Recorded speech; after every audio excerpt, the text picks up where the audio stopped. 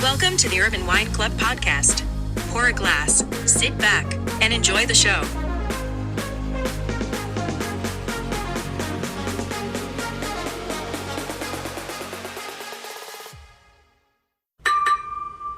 Hello, everyone, and welcome for joining us this evening for the Sharing Wine and Food at the Table on behalf of the Urban Wine Club. I will be one of your co-hosts. I'm Foti Stamos. Along with me is my other co-host, Ari Kalos. Hello. We wanted to, first of all, thank those that actually we got to see in person. Those that called us on the phone, we had some glitches with our platform, but thank you for your patience. We're excited for another segment that we've loved to be a part of, thanks to Susan and Bill Manfull. This has been very dear to our hearts ever since we met both Bill and Susan. But I don't want to take any of their time for this specific webinar. We just want to say hello and thank you. I'm going to turn it over to Bill and Susan, who is going to enlighten you this evening with lots of good information and good food and wine. So Susan and Bill, thank you so much. Thank you so much, Foti and Ari. Thank you very much for hosting this. And I'd like everyone who's listening to know that the profits from the sales of Alex's wine, all of the profits go to the Alex Manfull Memorial Fund. And we are deeply grateful to Foti and to Ari for their generosity. Our pleasure.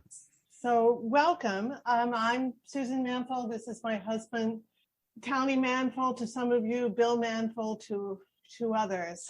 And we are the proud parents of Alexandra Manfull, who was born in September of 1991 and died in August of 2018 due to PANDAS. So we are here to raise awareness about PANDAS. That's very important to us, that we continue to make people aware of what PANDAS is and what PANS is.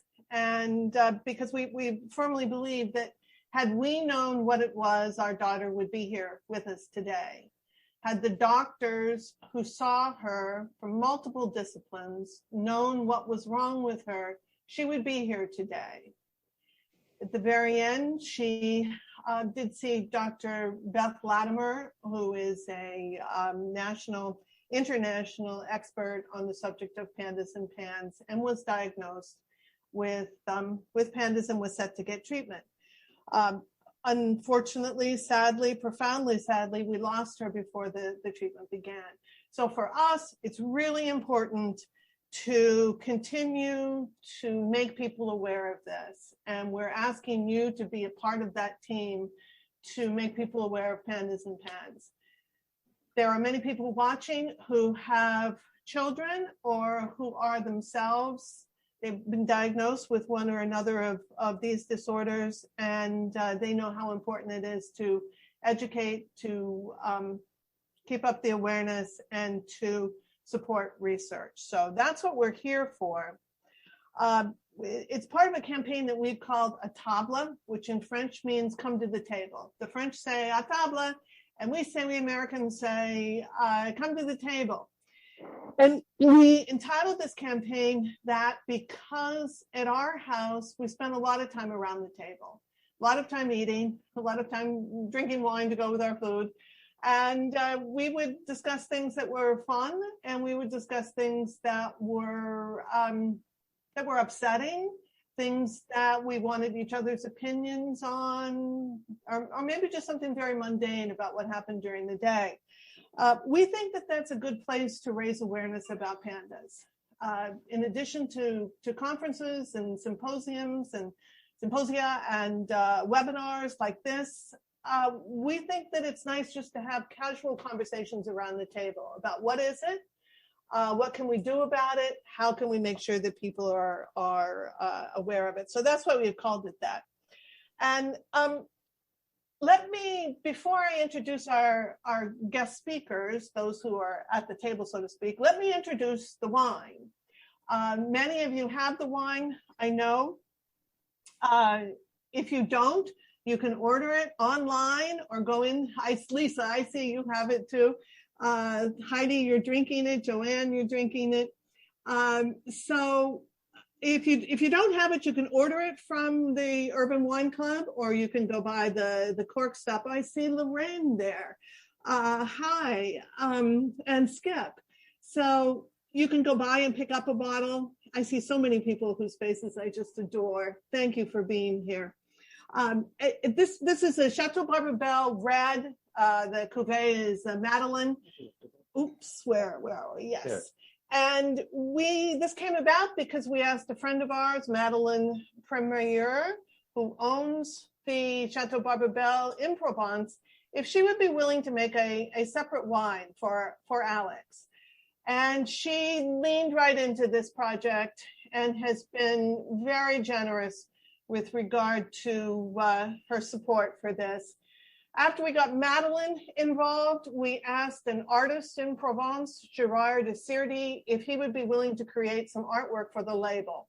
And he came up with this painting, which actually hangs in another room, of Alex walking down the very narrow street in the tiny village of Roumorhan in Provence. That was an area that she loved. She always told us that she felt very much herself there.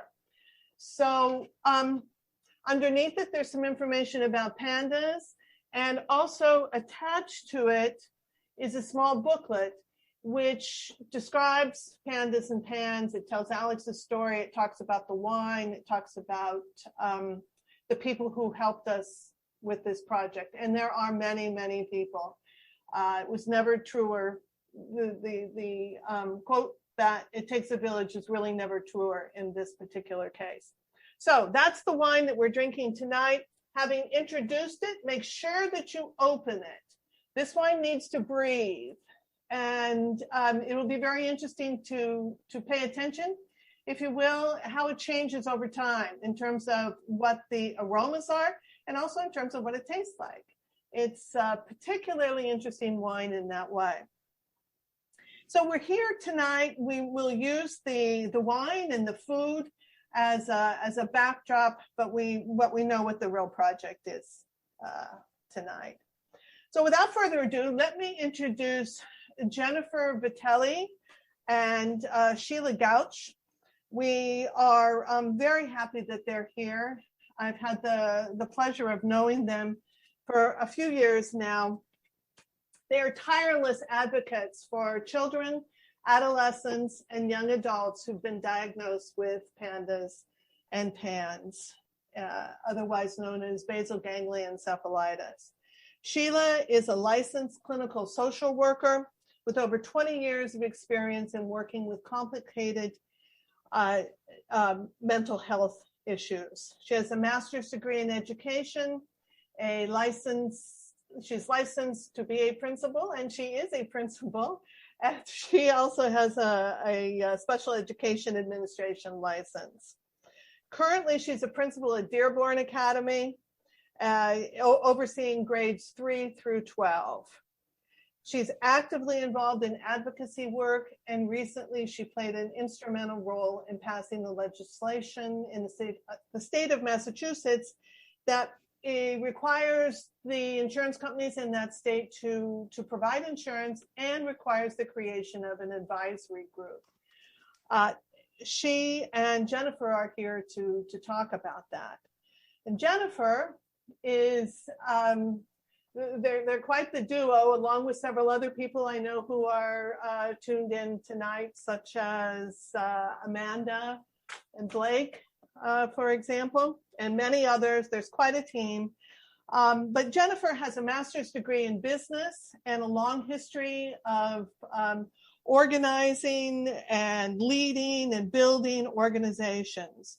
I was curious about the organization, the largest recreation department in the state of Massachusetts, overseeing 300 people and a multi-million-dollar budget. I think if you can do that, you can move the project forward here in raising awareness, education, and money for research. But when she wasn't doing that, she was volunteering for various charitable causes. She is a founding member of New England PANS. She's a founding member and co-leader of the Massachusetts Coalition for PANS and PANDAS legislation. I imagine that Sheila is too a founding member of that. And very recently, she joined the board of the John B. Cunningham PANS and PANDAS Foundation, a nonprofit that offers hope, health, and support to families. And I'm particularly glad to see that you actually mention adults on your website, that you are advocating for them as well. So thank you. I'm glad that you're here. And once we talk about some food, we're going to have you guys, we're going to turn the floor over to you to talk about this legislative work, really important work that was just done in Massachusetts. David, who is in the kitchen, getting ready to cook. I've known David for 20 years. He is a real Renaissance man. He began his career as a professional musician, playing the bass in Albany. I have never heard him play the bass. I keep asking him, but I haven't heard it yet. But he forged an incredibly interesting path to his current position at the University of Arizona, where he is in the honors school and honors college, and he is the special advisor to the dean there. And when he is not busy with that work, and it does keep him very, very busy, he writes a food blog called Cocoa Lavender. He also writes for me on my blog called Provence Winezine. He writes one column a month in which he talks about how food and wine can pair. He's a photographer, he's a writer, he travels, he speaks several languages. He will tell you he doesn't speak several languages, but he does. And I've known him 20 years and have very easily discovered that he is really an incredible human being. He and his husband, Mark, were good friends of our daughter, Alex. She adored them and visited them on their own in Tucson on multiple occasions. And we're very grateful to David and Mark for their support in raising awareness and raising funds to support our efforts for the Alex Manfull Memorial Fund. So that's our team. We're here, I think probably most of you have some idea what PANDAS and PANS are, but just very, very, very briefly, PANDAS is not that cute little bear that we see in the Washington, D.C. Zoo. At least that's the last place I saw one. It stands for Pediatric Autoimmune Neuropsychiatric Disorders Associated with Strep. It falls under the larger category called PANS, which is Pediatric Acute Onset Neuropsychiatric Symptom. I'd like to cross the P off of both of those disorders because it is not just a pediatric disorder. It is very clear that it's not limited to children. It can and does surface after puberty for the first time, and it can occur again in young adulthood and in adolescence. PANDAS, as I mentioned, occurs as a result of strep, the bacteria strep. And for PANS, the specific trigger is not specified. It could be a walking pneumonia, could be Bartonella, it could be Borrelia, it could be the common cold. So it's not specified what triggers the autoimmune response in the individual. In both cases, they're post-infectious. They're autoimmune disorders characterized by neuropsychiatric symptoms and probably caused by inflammation, undoubtedly caused by inflammation in the basal ganglia. In the case of PANDAS, you would recognize it by an acute onset, usually, but not always, of obsessions and compulsions and maybe tics. For PANDAS, it's obsessions and compulsions and severely restricted eating behavior. And then there's an array of symptoms that can be found. The most common ones are separation anxiety or anxiety in general. There's personality changes, mood swings, extreme rage, impulsivity, suicide ideation. There's a whole range of symptoms. Those are just some of them.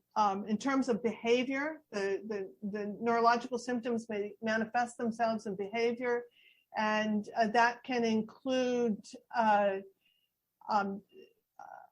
what's called dysgraphia, which is when handwriting significantly changes, urinary frequency, sudden bedwetting, a loss of math skills, to mention just a few of the behaviors that may surface. These can be very debilitating disorders, requiring the child to be unable to go to school, for example.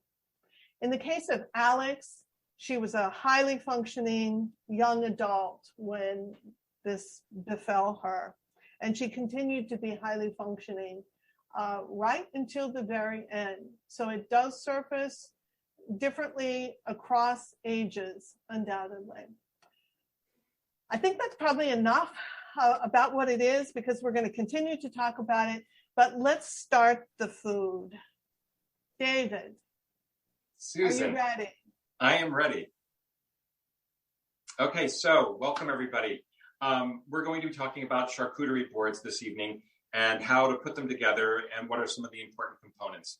And I'm going to start with actually not necessarily the most important component, but a very important component, and that is the bread.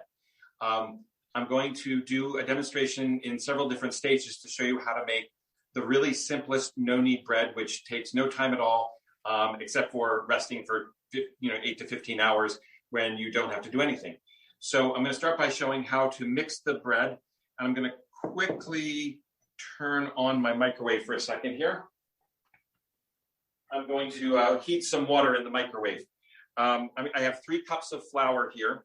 And to that, I'm going to add 2 1/4 teaspoons of yeast. So if you buy your yeast in these little packets that you get at the grocery store, that's 2 1/4 teaspoons. If you buy the jar, you just have to measure it. So 2 1/4 teaspoons yeast, a teaspoon of salt, and a tablespoon of sugar. And we mix that. And then we're going to add the water to it. Oops, now there's flour all over everything. Sorry. Get the water. I forgot to mention that these recipes are available online if you don't already have them. On the Urban Cook stuff. Yeah, they're on the website. Stuff. And then, so we're going to add 1.5 cups of water that's been heated to, a little hotter than body temperature, maybe 110 to 115 degrees. And we're just going to mix that. And it looks terrible. And it doesn't look like much of a bread dough. And that's probably the point of this all, is that it's going to, I've got the wine in the way, you can't see. It's just going to look like a shaggy dough. And that's what it should look like. And then you're going to cover it. I'm going to finish mixing in some of this flour. You can see that the dough is very, very shaggy. There's nothing special about it. It doesn't even look like bread. It looks like a cake that went bad. We're going to scrape off some of the dough on the spoon. And I'm going to cover this. Sink. And I have a cover here. And I'm going to just put this back in the microwave because it's a nice still place. And I'm going to let it sit there until tomorrow morning. It can sit up to 15, probably even a little bit longer. David, that was so fast. It really takes no time at all. In the morning, what it's going to look like, I'm going to show you in a couple different segments. Let me dry my countertop here. There's a point where you take the dough out and you do this folding process. So I'm going to do it a little bit backwards, and I'm going to show you what it looks like after it has rested for half an hour while the Dutch oven preheats in the oven. It gets very big. It looks a little bit more like a dough, but it's still very, very soft. And we're going to take this dough. Wait, at what point does it look like that? This is after it's after 15 hours. I have to go backwards. After 15 hours, you take it out of the bowl, and I'll show you that in a minute. And then you fold it a couple times and let it sit for a half an hour while you let the pan preheat. So I've got to take the pan out of the oven now. And it's a Dutch oven. Any kind of Dutch oven will work. You can use a Lodge cast iron oven. This is a Le Creuset. They all work beautifully. They're very hot. It's at 450 degrees. So then we're going to take the dough, and I gotta find my scraper. Here it is.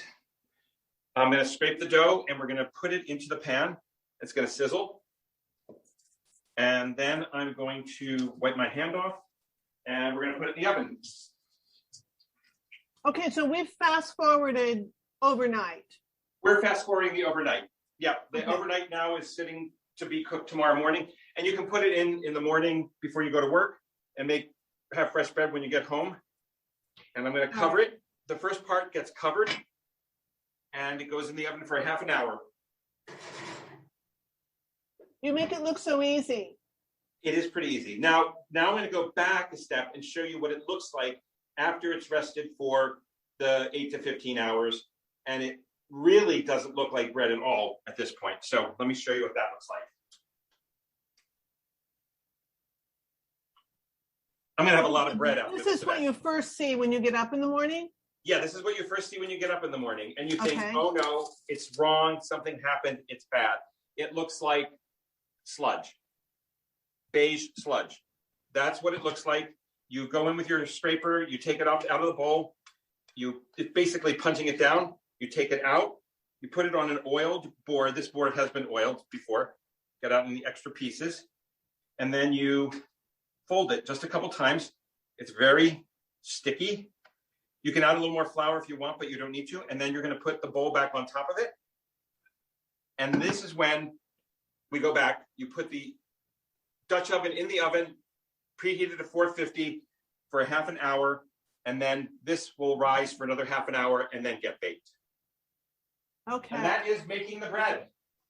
Wow. And David, we're so appreciative that we could see these steps. I know you're going to end up with a lot of bread. Yeah, I'm going to end up with a lot of bread. We've been threatening to take it to people's house for Easter. The bread will be out by the time we're still in the program, so you'll get to see what it looks like when it comes out of the oven. It's really a very, very good bread. It is one of the cornerstones of a good charcuterie board. So now we get to talk about the charcuterie board and the wine. And this is a wine that I've had several times now, Alex's wine. It's a really, really good wine. And it's a very, I was going to say forgiving, but it's very flexible wine. Is what Susan and I were talking about. It goes with a lot of different things. And when you're putting together a charcuterie board, am I jumping ahead too far, Susan? No. I think we're doing really well. Great. So I have this great board. Well, actually, wait. You know what? Let me just before we start, let's get some feedback from people. You can write it in the chat room, if you will. What you're tasting in the wine. We can start off. Kind of swirl your wine around, let it aerate a little bit, and then take a sniff. I mean, really stick your nose in there. And what's interesting, I learned in a seminar I just took, is that each nostril works differently. So you might try putting your right nostril in there first, and then your left nostril.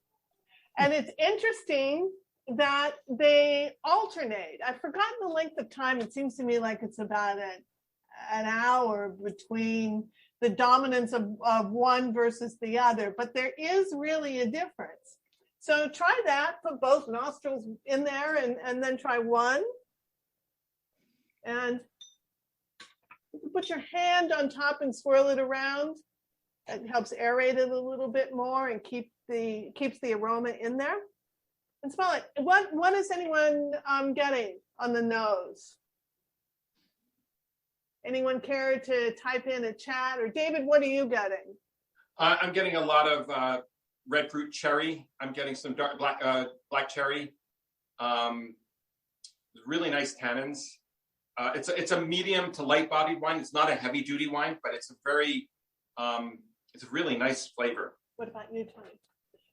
It's as you said, it's a really very flexible wine, as you'll see when you start to put together the charcuterie. What are you hitting on the nose or on the palate? It has a very nice finish as well. It does. You like black fruit, blackberries? Yeah. Yeah. So, Tanya, I'm not getting any chats. Is no one chatting with me, or do I need to do something? Let me see. There may be some shyness right now. Is there? Okay, well, maybe a little later after we've had some wine. Amazing how that happens. It is amazing how that happens. So, I have a great charcuterie board. My brothers who are on this call will recognize it as the turkey carving board from the famous Thanksgiving in Vermont that we had. And I absconded with the board afterwards. On the other side, it's grooved for the turkey, but I use it for charcuterie more than I use it for turkey.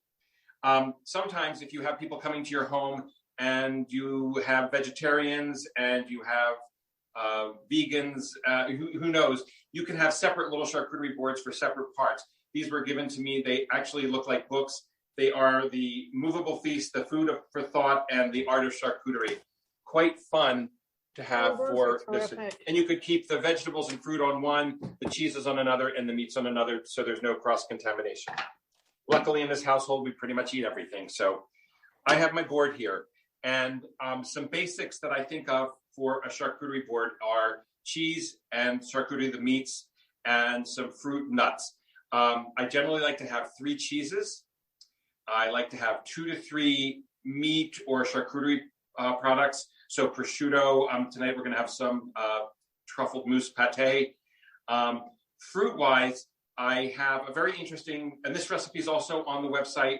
It is an apple horseradish jam that I had when I was in Venice, and it is an amazing condiment to go along with a charcuterie board. I have cooked down the apples already. They're quite well cooked. You can see it's basically already sort of a jam, but I'm going to add a tablespoon or so of homemade horseradish, grated horseradish, which is very strong. So you can test it after a tablespoon and see if it's enough. With the fresh horseradish, usually a tablespoon is enough, but you might like it stronger.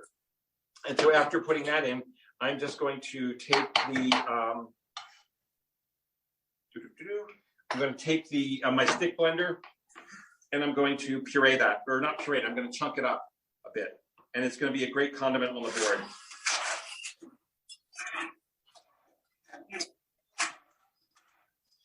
It smells really good, very pungent, and it actually works beautifully with wine. It sort of clears your palate a little bit when you're eating cheeses and meats. So that's it. So that recipe is on the website, and we'll have that on the board in a few seconds. So, David, how long did you cook the apples? The apples are cooked for about 15 to 20 minutes. And one of the key things when you're cooking apples and sugar is to watch your bubbles. If your bubbles start getting big, you're done. Because if that means you're getting towards the candy stage of the sugar, and you can add more water, because you don't want it to get too hard, it'll turn into candy. So 15 to 20 minutes, 15 minutes is usually plenty, depending on the type of apple you use too. Some apples are crisper and tartar, and they don't break down as easily. An apple I like to use a lot is Macintosh. These are pink ladies. Macintosh is a very soft apple, so 10 minutes might even be enough for Macintosh apples, where 15 minutes is what I did for the pink ladies. So, David, I don't have the recipe right in front of me. So you're just it's just apples and sugar, no other spices. So it's a pound of apples. And the horseradish later. Right. So a pound of apples, a cup of sugar, and a quarter cup of water. And again, if it gets too bubbly, the bubbles get too big, add a little more water, cool it down a bit if you need to cook the apples a little longer, and then add the horseradish and blend it, and that's it. It keeps really long time in the refrigerator. I've had it keep up to a month. Eventually, there will be a little green stuff growing on it, and that's when you throw it out. But we usually eat it much faster than that. Or give it to the guests you don't like, I guess. But in general, though, this just, it adds a little interest to your, and a little flavor, so to speak, to the cheese board. Well, it adds a real piquancy. It really is sharp, and it's a nice combination with all the different cheeses. It's especially good with manchego and cheddar. Apple and cheddar is a good combination, but manchego works beautifully with this. So I definitely think it's a really good thing to have on any board. And we actually serve it with pork roast as well as a condiment on the side. When I was growing up, we used to have applesauce as a condiment sometimes on the holiday table. And this is something that would be sort of similar, but a little bit more interesting than regular old applesauce. And so it gives you a nice bowlful. It looks perfect for the board. And let me just say that people are beginning to comment, and they're tasting, as you suggested, berries, maybe a little citrus, licorice, a couple of votes for licorice. But all the comments are indicating that they really like the wine. It is really a very nice wine. It's made from 3 grapes. It's mostly Grenache, I think 40% Grenache, and then half and half Syrah and Cabernet Sauvignon. It's a great combination. It's got some fruit, it's got structure, it's got spice, maybe even a little bit of pepper from the Syrah. Right, and the cab gives it the tannins, I think, that you feel at the end and in the finish. It's really wonderful. Yeah, I agree.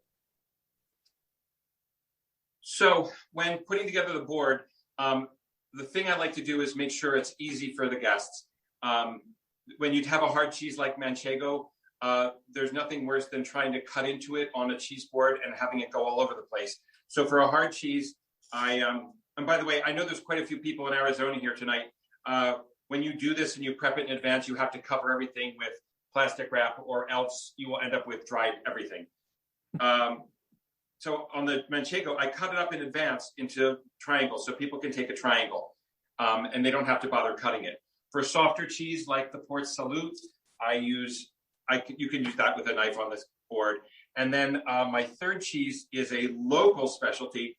This is a goat blue, and it's an ash coated. It's really not a blue cheese. It's a goat cheese with a blue vein and an ash coating, and it has a wonderful flavor. And I know that it goes really well with this wine.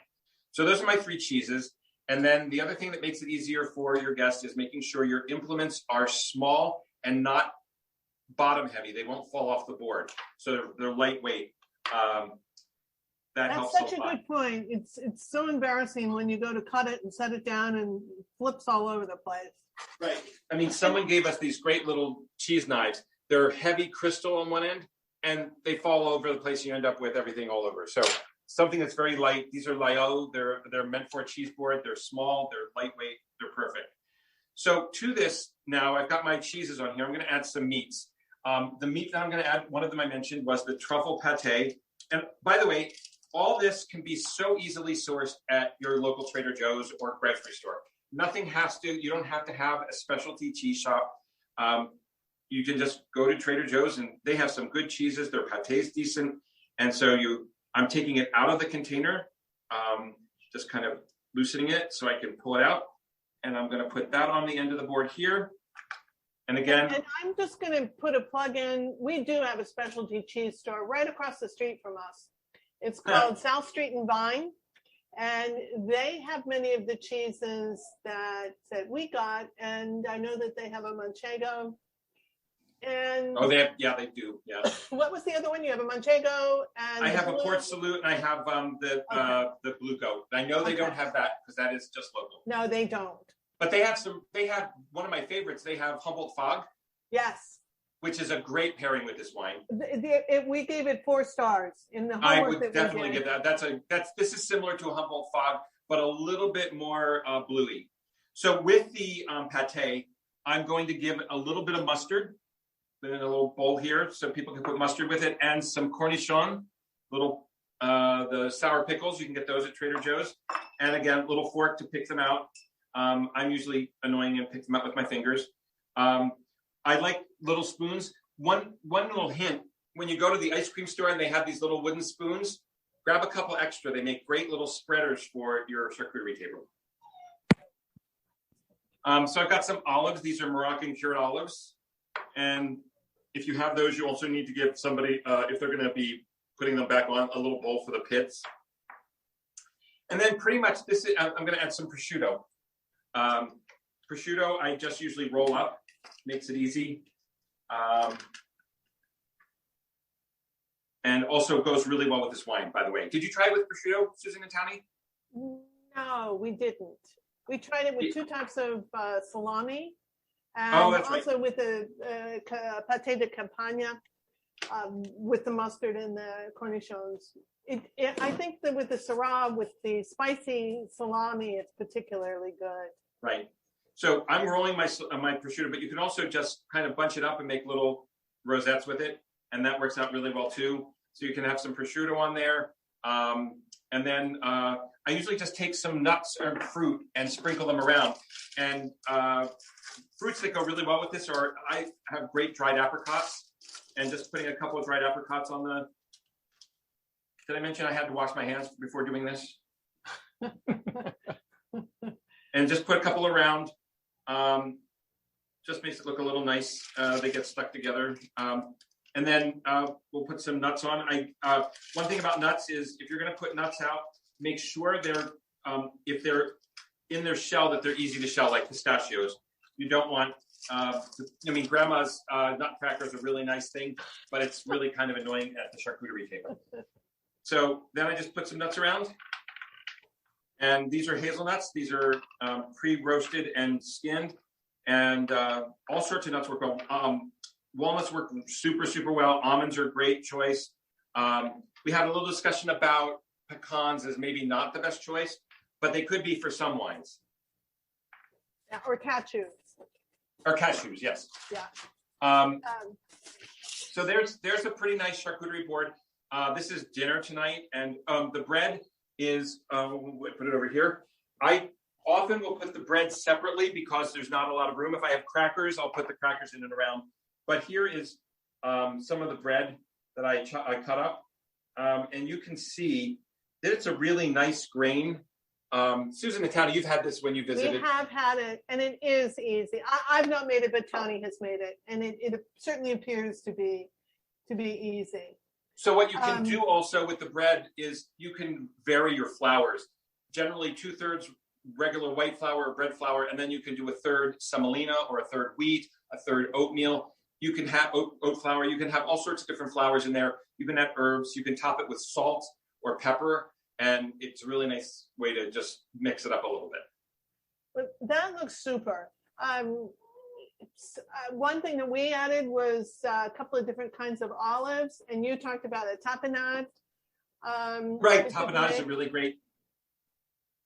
And I didn't talk about taste and texture. You want to make sure you have varied tastes in their cheeses. You don't want 3 different kinds of goat cheese.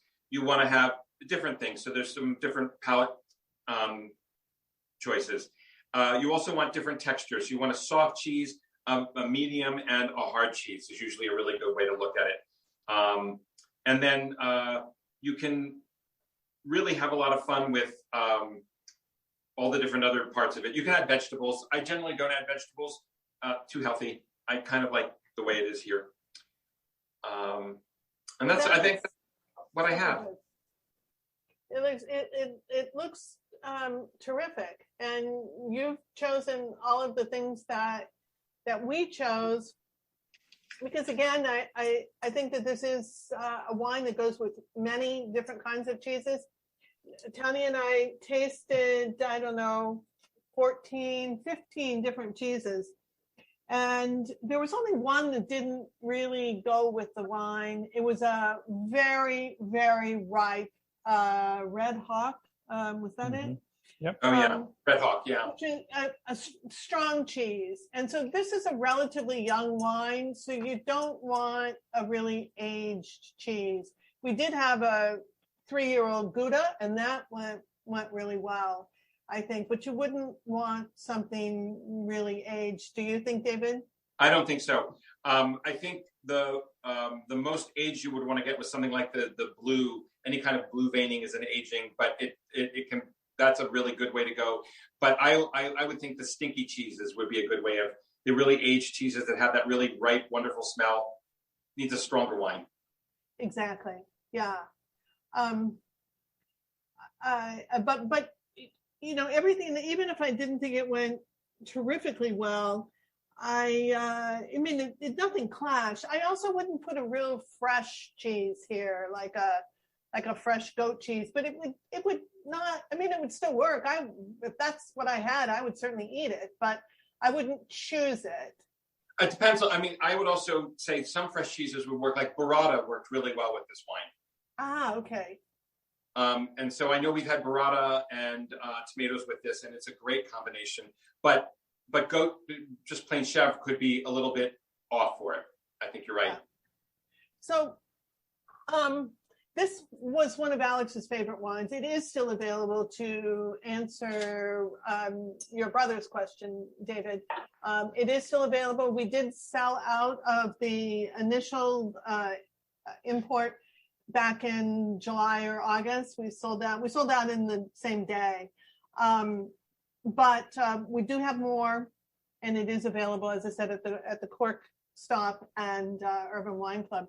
But I think that Alex preferred a light red like this. This was one of her favorite things, and this particular wine was one of her favorite wines. But I also thought it was worth mentioning that Madeleine is, I think she's around 30 years old. Maybe she's 31. And she is really a hot ticket, really smart, a really lovely person. And she's doing great things as the fourth generation vigneron at the Château Barbebelle. She makes an excellent rosé. Don't rule out rosés to go with your cheese board or your charcuterie. Right, David? I would agree. Both rosés and white wines, I think, have a real good place for charcuterie. In fact, when I did the charcuterie board for Provence Wine Zine, we did a white wine. Yeah, exactly. And I think that was I can't remember, Calais, Chateau Calais? No, it was a woman's name. I can look it up next time I'm off camera. But it's I think you were surprised even. I was actually. I was surprised, especially with some of the things I had. I had a really good thing for the charcuterie board, or duck or pork confit or rillettes. Those are really great and that's what really surprised me, is how well the white wine went with the duck rillettes I had. And white wines too, as well, you just mentioned. And Madeleine makes an excellent white wine. And these, I believe, were available at the Cork Stop. I believe. This is a Fleury. But I know that this next one, this is from her entry level of wines, and this is the Fleury. This wine just won from Drinks Magazine. Drinks? Decanter. The best rosé of the year last year. And it's very inexpensive, and it really is terrific. It was wonderful. It's being tested this weekend. And David will be publishing a food and wine pairing article on Provence Wine Zine about that particular rosé. So I would, I really encourage you. Of course, I encourage you to support the Alex Manfull Fund by purchasing the red wine that was made for her, for our daughter Alex. But I encourage you to support the winery itself. She's just been incredibly generous. She's wonderful. And by the way, what kind of fundraiser would I be if I said, you don't have to just buy the wine to support the Alex Manfull Memorial Fund. You can actually just write a check. Ah, that's true. Easier for me to say than you, but. And the wine bottle is so pretty. I just kind of want to give a shout out to a pediatrician in Massachusetts, Dr. Melissa McCormick, who was on our first food and serving food and wine at the table. And she such a big heart, she sent to us the lights that can go inside the wine and the wine bottle to show us what you can do if you don't want to throw out or recycle your beautiful bottle. You can turn it into a kind of a light for the table, and we really think that's super. Those lights are available at Amazon if you're interested. So David, we're ready. We're going to kind of wait. So in the meantime, I was going to say, I'm going to say one thing about bread, a couple of things about bread if I can. Do you mind 2 seconds? Yes. Okay, so the bread is in about 7 minutes. I'm just going to reach in the oven and take off the cover. And that's going to go for the last 15 minutes uncovered. And that's when it's going to really brown nicely and get that really good crust that we love. The reason you do it in the Dutch oven is it creates a steam oven for it. When my mom used to bake French bread, she would put in a tray of ice cubes underneath the bread, and that would steam the oven and give you a really good thick crust. And that's what the Dutch oven does for this.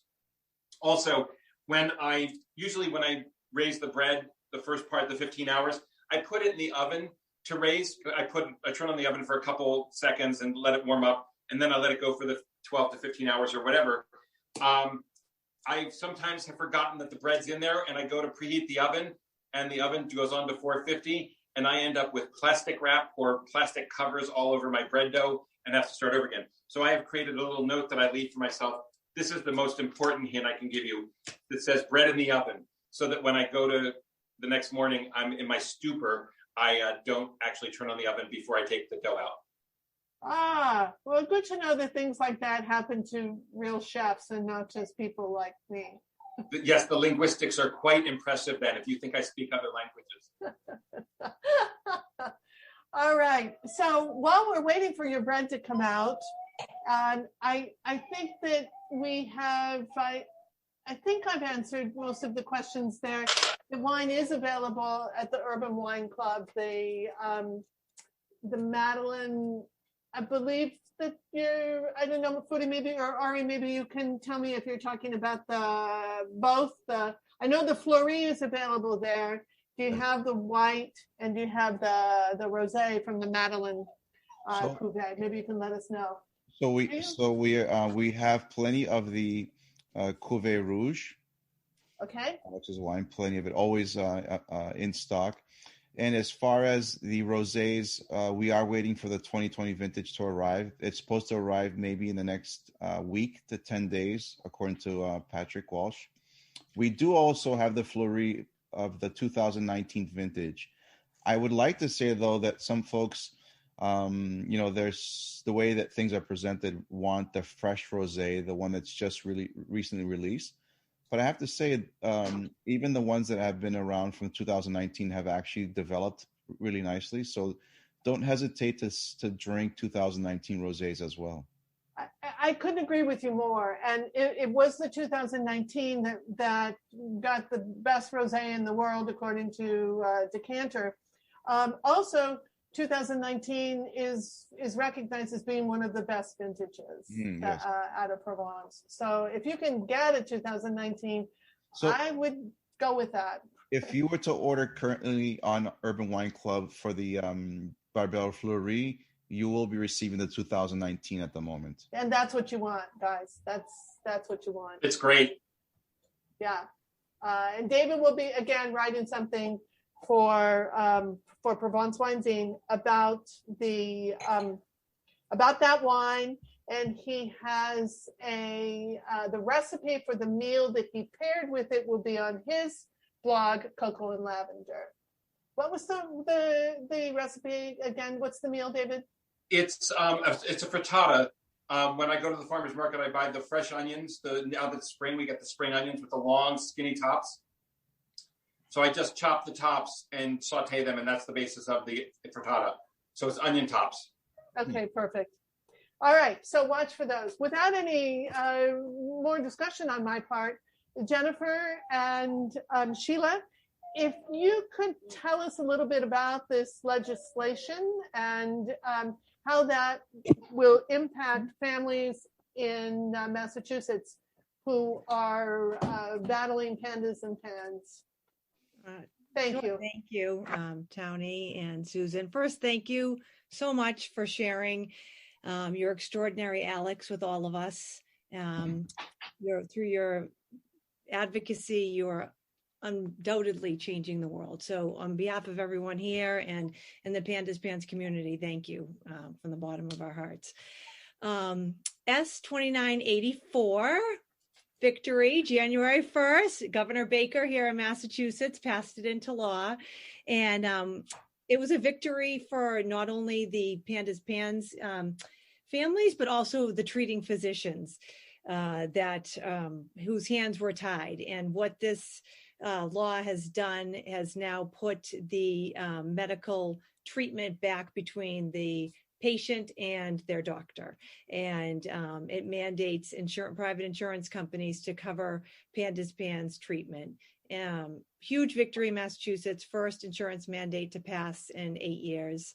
And also it established a Pandas Pans Advisory Council in Massachusetts, which it's Department of Public Health Advisory Council.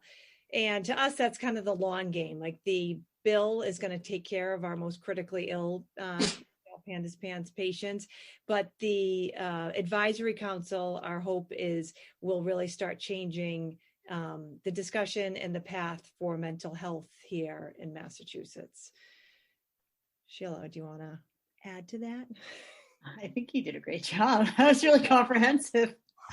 Yeah, we're really excited. It was definitely down to the wire, and just to be able to get both in, I think we really had a strong legislative team that was really excited about it as well. And it was just all momentum from families and caregivers, and it was really an amazing grassroots movement. So, and you all helped. So, Susan and Tammy.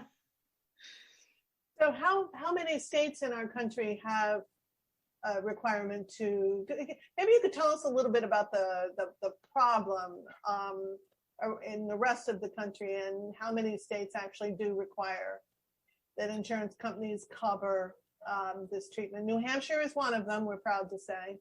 I believe there are 7 now. Yes. Yep. So there are 7. And so, I mean, it's always been interesting for us that Massachusetts is kind of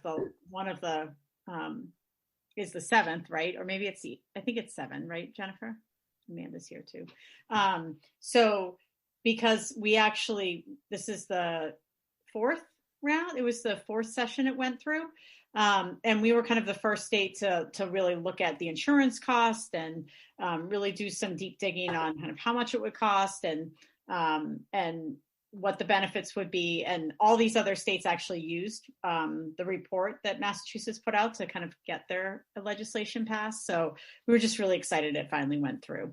But I would say the biggest problem that we faced as kind of a barrier was definitely the insurance companies really kind of saying that the IVIG wasn't empirically backed or peer reviewed and didn't have enough evidence behind it. And we were able to really kind of link arms with people in Massachusetts, but also with all the providers nationwide, and really gather all the research and really comprehensively put together a document to say, like, that's actually not true.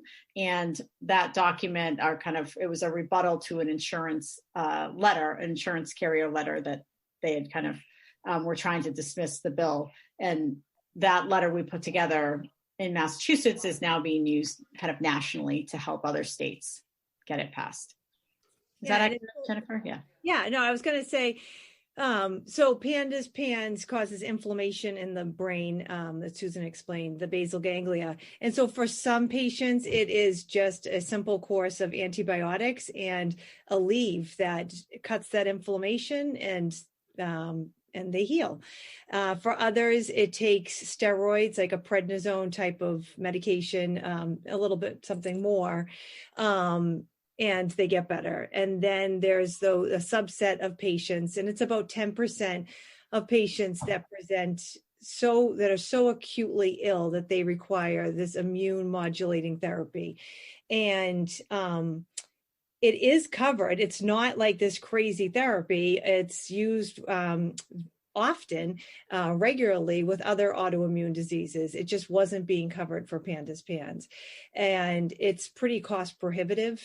Families were losing their houses, they've lost their jobs, they are maxing out their credit cards. It just, just didn't seem right. It wasn't right. That insurance companies were, trying to tell us that this is, not the right treatment, whatever. So that's why we fought so hard to, like we said, to put that care between the doctor and their patient. In Massachusetts, interestingly enough, our Mass Health was already covering it. So the public health, is that how you would say it, Sheila? Medicaid, yeah. Medicaid was covering it, but not the private. So now we have everybody, hopefully, that will be covered. And it goes into effect January. It has to be, they have to comply, the insurance companies, by January 1st of next year. So they have a year. And the advisory board, to kind of pick up on what you started to say to begin with, that PANDAS and PANS can be treated effectively if caught soon enough, if recognized, if diagnosed, and it can be treated with effectively with another course of antibiotics, or with something or with something as simple as an Advil, or steroids, if you have to go further than that. And so with the advisory board, as if I recall correctly, you're going to be doing some awareness sorts of campaigns. Is that right? Yes. I mean, our dream, like Sheila and I were dreaming, and then we were so blessed that we had senators and reps that got right behind our dream, was to be able to, when somebody walks into a pediatrician's office or to a doctor's office and they have a change in their mental health status, that they are ruling PANDAS PANS out, right? And how do we get that done? If we need to make the conversation bigger. And so the dream was to get this advisory council where we could start making discussions and recommendations to the Department of Public Health on practice guidelines, screening protocols. The other things that will be looked at by the advisory council will be mechanisms to increase clinical awareness and education, along with outreach to educators, parents, and development of a network, like a PANDAS PANS network. So, I mean, right now, if one of us brought our spouse or loved one into an ER and they had had change in mental health status, they would run a urinary test to see if you had a bladder infection or UTI. It's standard care. And unfortunately, what we found with our children in the pediatric and young adults, that this happens and they end up in the emergency rooms and they're being relegated to a psych floor, and they're not looking for that underlying, infection. They're just treating the symptoms. So that's our dream here in Massachusetts, and hopefully spread it across the country, is to change that path. Yeah, I think that's so important. In the case of Alex, she did go see psychiatrists and psychologists, and she was routinely diagnosed with OCD, which of course her presenting symptoms were obsessions and compulsions. But no one ever asked her if she had had a recent infection of some sort. Did you have strep? Did you come in contact with a tick? No one asked her about her medical history. So I even had her go see a psychiatrist who I know here, and he did not ask her anything about her medical history. And that's the awareness has got to increase in psychiatrists, psychologists, and other kinds of mental health workers who are seeing these patients in their offices and not inquiring about previous medical conditions.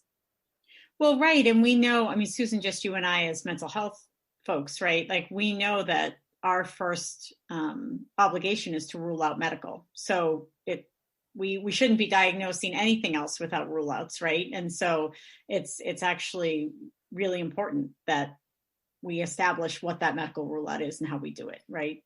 In this case, so that it's always a question when a child or a young adult presents, or an adult, even, I think. Exactly. So you guys are doing some things at the national level too. Do you want to talk about that a little bit? So yes, and I know Amanda Crowley is here as well, so I'm not sure. I don't know, Ari, maybe if Amanda wants to talk, maybe we can open her. Yeah, because Amanda, Jennifer and Amanda and Blake and I have all kind of worked together the last couple of weeks to really get the language that Amanda really went with her father, Terry, who I think is on here as well, right, Amanda? I think he is. Yeah. So, which is amazing. It is amazing. And I was so happy to hear that from Amanda. Yeah, so grateful that he can join here as well. So, one second, Ari or Foti, are you there so that we could turn on another microphone? Yes, we are. Who would you like to turn on? Amanda Crowley. Amanda Crowley. Amanda's iPhone. That's it. Okay.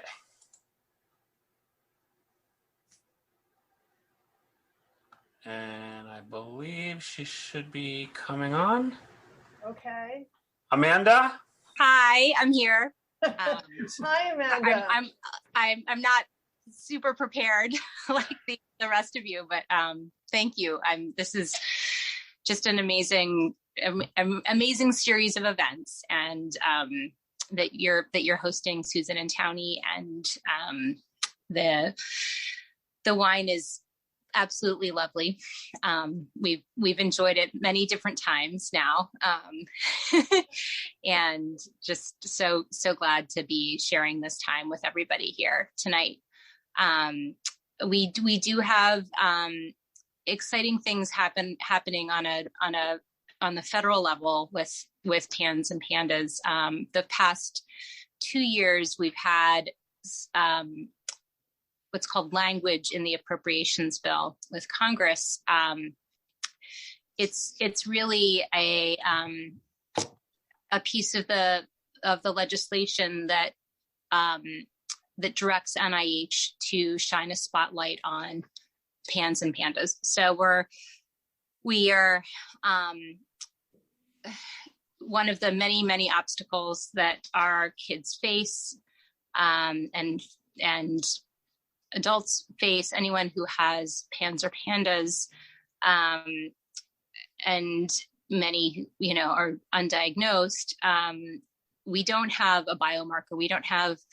We haven't discovered the mechanism for this condition. And so it becomes a clinical diagnosis. It's hard for a pediatrician, any kind of doctor to just say, yes, you have this, or no, you don't. And we need really good, vigorous research. And that just hasn't happened because funding hasn't come through for this condition. And, there's many other kind of orphan conditions or rare diseases that fall in, and especially those that are thought to be, or have been thought to be psychiatric in nature, that in the, that actually are biological. I think actually everything is biological, but we're finding out more and more about these conditions. So we've now lived through a year of COVID. We know what happens with post-infectious conditions. We think this is the time for NIH to step up their funding. We think we have a condition that actually sheds a lot of light on other post-infectious conditions, including what happens with COVID, and it could really inform what the research is looking at across the board. So we're hoping Congress will say yes to putting some more language in the appropriations bill this year. We're reaching out to members of Congress right now and asking that they submit the language. We have people across the country helping out with this, and we're grateful for Susan and Towny who have spread the word, and other people who are on the call tonight, other leaders from other organizations. I think we can really come together and A, get the language in, and B, raise awareness with members of Congress. And that will, I think, help our cause with NIH. NIH is the biggest grantor of research funds by far anywhere. I mean, research can happen at like a little tiny level with private donations, and then NIH comes in with millions and millions of dollars for a disease. So that's what we need. We need to escalate things and fast track things, and all of our kids need it. So thank you for everybody listening tonight and everyone doing such great work. And you and Jennifer and Sheila and Blake are doing phenomenal work. And just another shout out to your dad. I'm so glad that he's here. When you told me he was coming, I actually got a little bit nervous because I think that he is such an important person in all of this advocacy work. And Mr. Peel, thank you very much for being here. We do have a couple of people on who I know have been involved in sending some of the information that you want sent to the members of the House Appropriations Committee. And so thank you, James, for making that happen. I know Diana Pullman, who is the executive director of PANDAS Network, is in the process of sending something to her representatives in California. If you would like to be involved in some way, please let me know, and I can, if it's okay with you, Amanda, forward that information that you had sent out. It doesn't take very long to do it, and it would be incredibly helpful. It is time sensitive. Let me know right away, and we'll do that. So thank you for thanks everybody for all of that. And I think that with that, it's probably about time for David to take the bread out. The bread is coming out in 12 seconds. In 12 seconds. So then let me just say that, yes, we do have, it's not a puppy. Penny, who's Alex's dog, is, she's too old to be doing this. She's probably 9 years old, and she's making lots of noise because she's like a child. We're looking at something else, so she wants our attention, and here she is. Yeah, thank you. That's who you heard, Mark. All right. Hold on just a second. Because I had so many loaves of bread, I have to get the next one in. Well, I wish that we were your neighbors. I wish you were our neighbors too, but our neighbors are going to get lucky this Easter. Okay.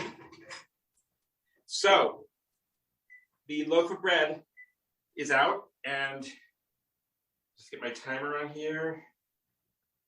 Great. And it looks like this. It's very hot, so I'm going to pick it up with the towel. There is the loaf of bread. Oh, wow. Look at that. That scrappy dough turned into that? The scrappy dough turned into that. Nice hollow sound. Really good crust. Wow. Yeah, and I'd seen Mary said that hers was coming out of the oven. So I don't know. Mary, did you mean that you put some bread in yesterday? So I put some bread in this morning. And did it just come out? It just came out. I don't know how to do the video. We see you. Yeah, we see you. Oh, you do? You can hold it up. Oh, I can't see me. Look at that. Wow. We are impressed, Mary. It looked like a piece of crap, actually. It did, David. It was actually as you described it, and we didn't shake the Dutch oven, so I think that's why it looks kind of crappy. But anyway, I'm sure it'll taste good. I only shake the Dutch oven if I didn't get it in the center, and sometimes I do, sometimes I don't. I just try desperately not to burn my hands as I'm putting it in. Oh yeah. Oh, that's key. Yes. But thank you. It was really fun.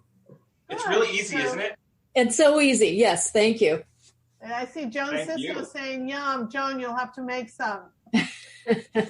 All right. Well, I think that we're.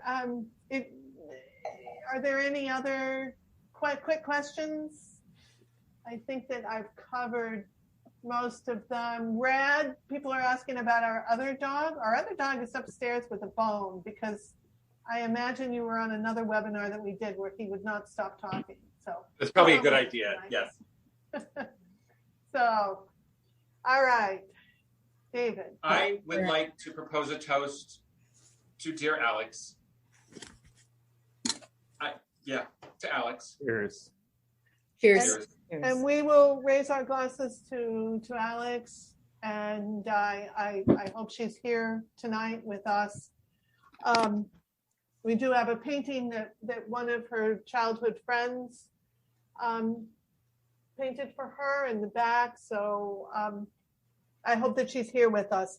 I'd like to hold our glasses up also for the other children, adolescents, adults, and their families who are in this courageous battle with pandas and PANS, or basal ganglia encephalitis. And we are working as hard as we can to, as I've said now several times, raise awareness about this. Keep our glasses up for the doctors, the psychologists, the other mental health workers and nurses and teachers, social workers, everyone who's out there working on our behalf, and to the researchers who are doing super research, identifying how these autoantibodies cross the blood-brain barrier,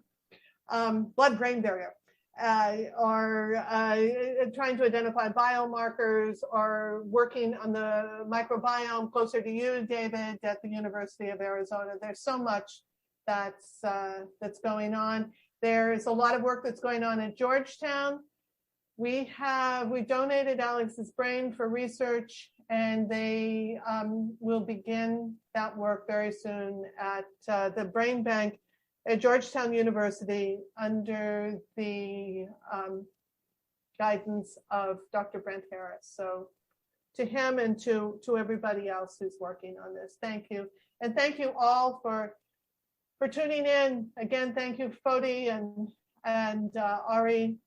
Our pleasure. Thank you, Jennifer, and Sheila and Amanda. Thank you, everyone, very much. Cheers. Cheers. Cheers. Cheers. Cheers, everyone. Thank you so much for tuning in. Okay. All right. Oh. Thanks, everybody. Thank you, Susan and Towny. And Foti, thank you. Yeah. It was an amazing webinar full of very good information. And thanks. And you're David, for the amazing wonderful- people. And again, if you want to buy the wine, please turn to the Cork Stop or the online Urban Wine Club. It's the only store right now in our country that's selling Alex's wine. There is a store in France. If you're in France, I think we have one person maybe who's calling in from France. But anyway, thank you very much, everyone. Thank you. Thank you. Cheers. Good night. Cheers. Good night. Good night. Thank you. Good night. Good night. Right.